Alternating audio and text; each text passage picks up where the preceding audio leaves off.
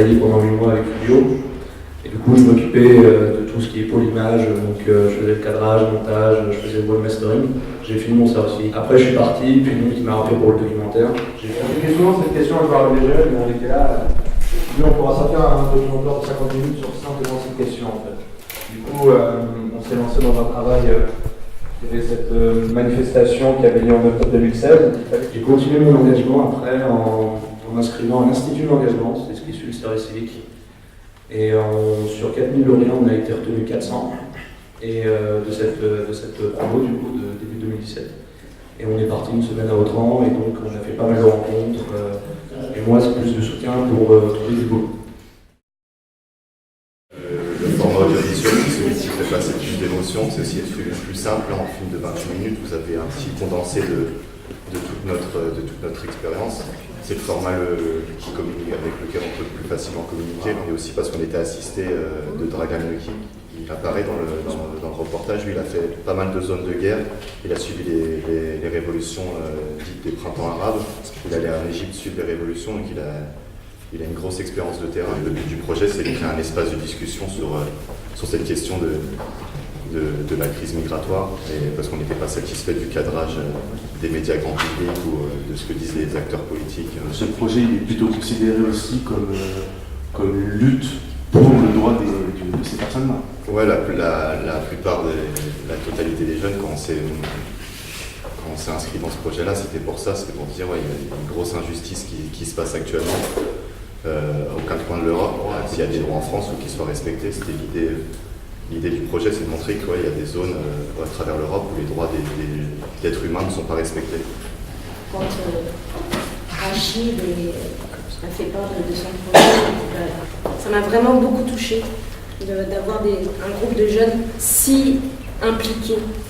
Moi, en tant qu'artiste, cette fois-ci, pas en tant que citoyenne et habitante d'Athènes, j'ai voulu combiner mon activité professionnelle avec eux. Et on a fait un projet qui s'appelle Rayonne, avec l'idée de bâtir un réseau de jeunes européens accueillants.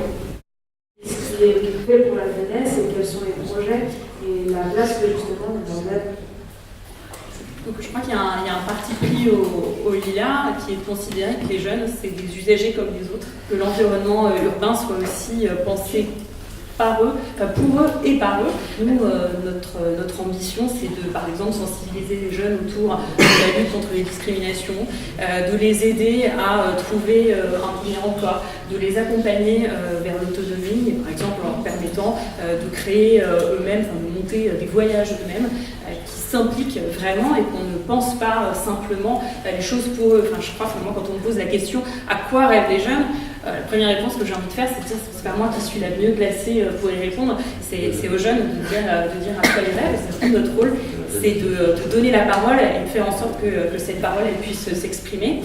Et puis, dans notre méthode pour conduire cette politique jeunesse, c'est de chercher toujours à s'adapter aux besoins des jeunes qui évoluent. Quand on est élu jeunesse, on se rend compte que c'est très très transversal. On ne peut pas travailler tout seul dans son coin. Il y a plein de sujets. Il y a le sport, il y a la culture, il y a l'emploi, le logement. Donc c'est très important de mobiliser tous ces acteurs pour créer une vision un peu partagée de la jeunesse. Parce que chacun, parfois, dans son coin, a des certitudes sur les besoins de la jeunesse. Moi, mon rôle en tant qu'élu jeunesse, c'est de rassembler tous ces gens, puis de discuter, d'avancer, de faire évoluer les points de vue autour de toutes ces questions. Donc ensuite, on va donner en fait la parole aux associations juniors. Donc on a Reda qui est normalement présent, qui est représentante de l'association Open Rise. Là, on est tout d'abord un groupe de potes avant tout. On voulait faire quelque chose, on voulait agir. Et du coup, on a eu l'idée de faire une junior association. Au début, on était 6. Et c'est Saint-Louis qui les a mis en lien avec la RNJA. En fait, c'est une association qui s'occupe des juniors associations dans toute l'île de France. Donc on est parti, on a fait l'inscription. Donc c'est une inscription à faire. Il faut présenter un projet. Et voilà, et après, s'il voit si le projet il est bien et tout ça. Nous, notre but, c'est de réaliser un projet caritatif, du coup, humanitaire, comme vous, en fait. On n'était pas parti sur l'idée des migrants au début, mais comme vous l'avez dit, là, on apprend et pourquoi pas, finalement, faire ça. Ça fait 4 ans qu'on fait ça et là, on va bientôt concrétiser le projet. La Ligue de l'enseignement FO 93 est relais départemental du dispositif Junior Association sur le département du 93.